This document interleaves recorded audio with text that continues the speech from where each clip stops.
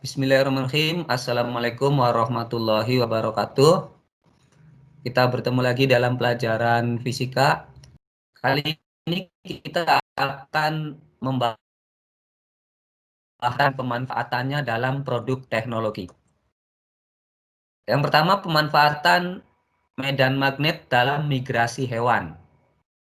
Yang pertama, migrasi burung, kemudian migrasi salmon, migrasi penyu, migrasi lobster duri, dan yang kelima, magnet dalam tubuh bakteri.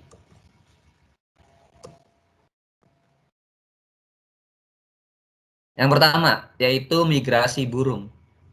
Burung merpati memanfaatkan medan magnet bumi sebagai penunjuk arah pulang. Ini hasil dari penelitian Comel pada tahun 1974 yang memasang magnet di kepala burung merpati. Yang kedua adalah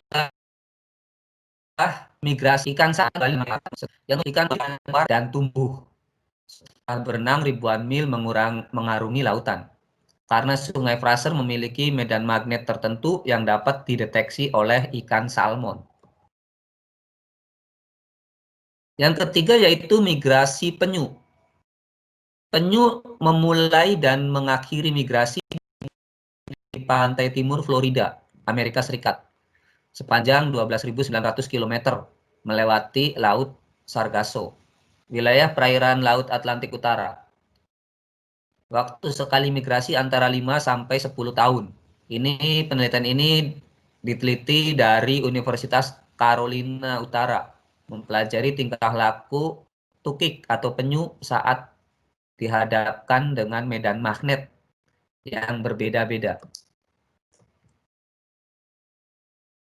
Kemudian yang keempat yaitu migrasi lobster duri. Peneliti Kenneth Lohman juga mengobservasi kemampuan lobster duri untuk mendeteksi medan magnet dengan cara meletakkan lobster duri ke dalam bak air yang dapat diatur medan magnetnya. Setiap kali medan magnet diubah, lobster duri akan menyesuaikan diri untuk tetap bergerak menuju ke arah kutub utara.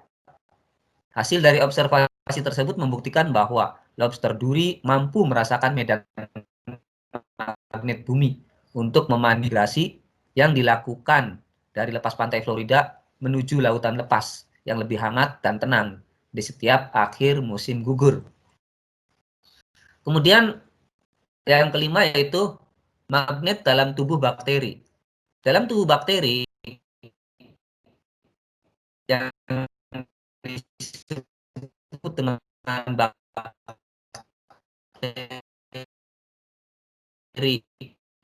atau kelompok bakteri yang mampu melakukan navigasi dan bermigrasi dengan memanfaatkan medan magnet.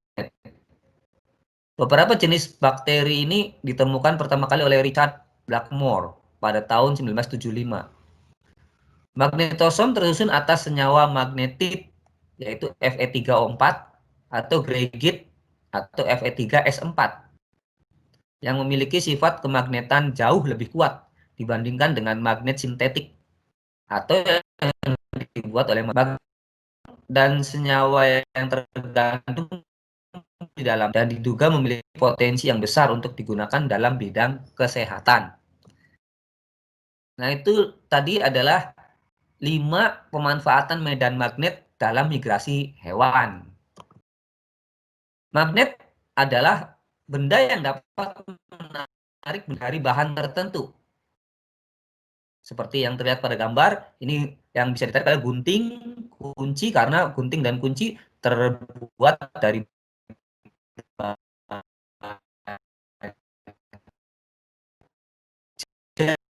atau besi.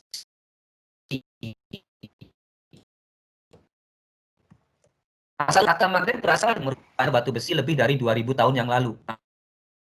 China sudah menggunakan petunjuk arah kompas magnetik dalam pelayaran kira-kira mulai tahun 1200. Nah, ini adalah gambar batu magnet yang bisa menarik paku dan besi.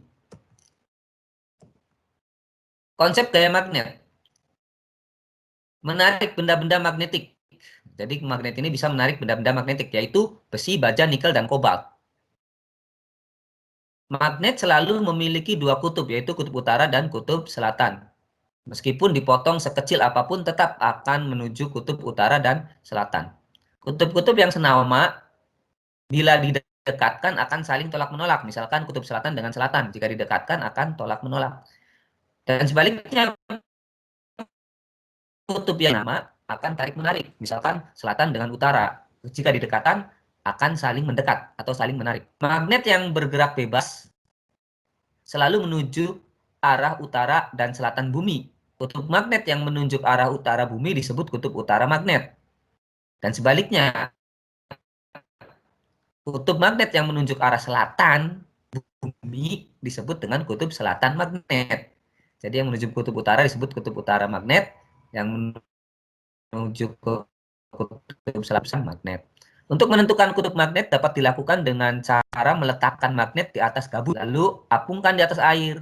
Ujung magnet yang menunjuk arah utara adalah kutub utara, dan ujung magnet yang menghadap arah selatan adalah kutub selatan. Bahan magnetik dan bahan non-magnetik. Bahan magnetik itu bahan yang dapat ditarik dengan kuat oleh magnet dan dapat dibuat magnet. Contohnya besi, baja, nikel, dan kobalt. Atau biasa disingkat dengan Babe Niko. Baja, besi, nikel, dan kobalt. Baja ini bisa ditarik oleh magnet, bisa juga dibuat magnet. Baja juga bisa juga dibuat magnet. Nikel juga sama.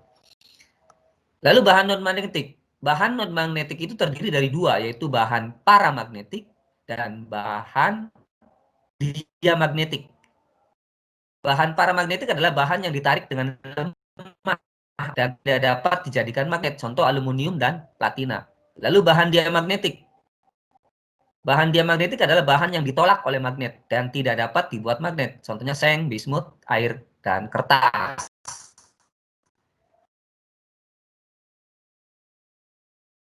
Bahan non-magnetik itu bahan paramagnetik dan diamagnetik.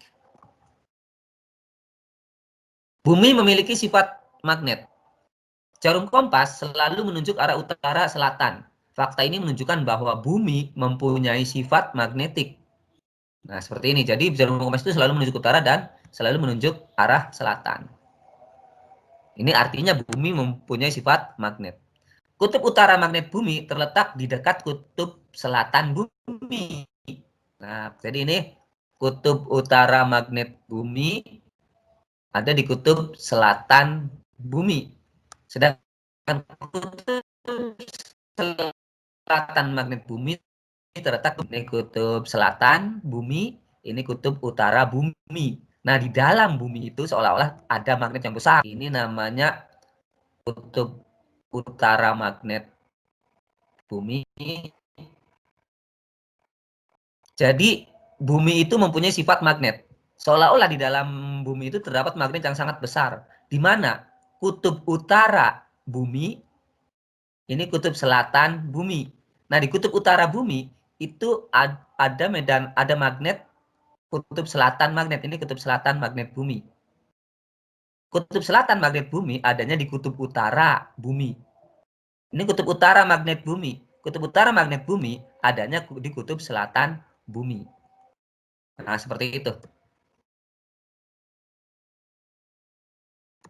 Magnet mempunyai dua kutub, yaitu kutub utara dan selatan. Kutub magnet adalah ujung-ujung magnet yang mempunyai gaya tarik dan gaya tolak terbesar. Jadi di sini gaya tariknya paling besar. Di sini dan di sini, di ujung-ujungnya. Mempunyai gaya tarik dan gaya tolak yang paling besar. Di sini dan di sini. Setiap magnet selalu mempunyai dua kutub utara. Setiap magnet selalu mempunyai dua buah kutub, yaitu kutub utara atau disingkat dengan N dan kutub selatan atau South bahasa Inggris ya. Sifat-sifat kutub magnet. Kutub tidak senama, tarik menarik. Nah, ini tidak senama. Ini North, ini South. Jadi utara dan selatan akan tarik menarik. Sedangkan yang ini kutub utara dengan kutub utara, maka akan tolak menolak. Kutub senama tolak menolak. Seperti ini. Ini akan saling tarik menarik sehingga nempel. Kalau ini tolak menolak, menjauh. Nah, itu saja pembahasan tentang magnet. Yang pertama, semoga bermanfaat. Wassalamualaikum warahmatullahi wabarakatuh.